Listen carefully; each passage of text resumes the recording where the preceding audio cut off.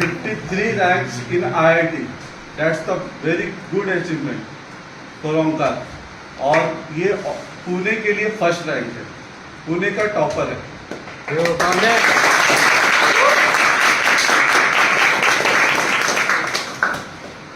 ओंकार, अगर हम तुमसे एक क्वेश्चन पूछते हैं कि अगर मैथ्स में अगर मेंस के लिए तैयारी करना है, ओनली फॉर मैथ्स हम आस्किंग फॉर यू, ठीक है, तो कैसे करना चाहिए, स्टार्टिंग कैसे लेना होता है. बट थेरी ऐसी करो, अप्रोचेस डेव्हलप करणे चाहिए.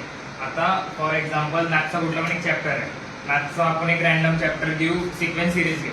सिक्वेन्स सिरीज मध्ये तुम्हाला माहिती आहे एपी आहे, जीपी आहे, त्याच्यानंतर एचपी आपल्याला नाहीये.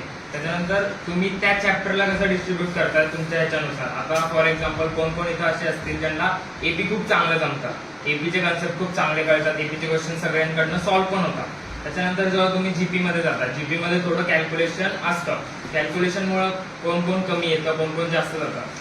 तर तुम्ही चॅप्टर वाईज अनालिसिस केले पाहिजे. मॅथ्ससाठी मेन्ससाठी एक चॅप्टर मधनं तुम्हाला कळलं पाहिजे की कुठल्या टॉपिकला कसा वेटेज आहे, एका चॅप्टरला डिस्ट्रीब्यूट करा टॉपिक वाईज. त्याच्यानंतर त्या चॅप्टरची तशी तशी रिव्हिजन केली पाहिजे. आता मॅथ्समध्ये टॉपिक म्हणलं अल्जेब्रा आहे, कॅल्क्युलस आहे, ट्रिग्नोमेट्री, कोऑर्डिनेट आहे. त्याच्यामध्ये सगळ्यात जास्त वेटेज अल्जेब्रा आणि कॅल्क्युलस कॅरी करतात, जवळपास 65%.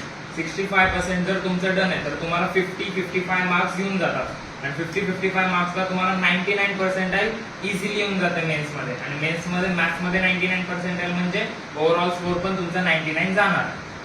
ठीक है. इसी में एक और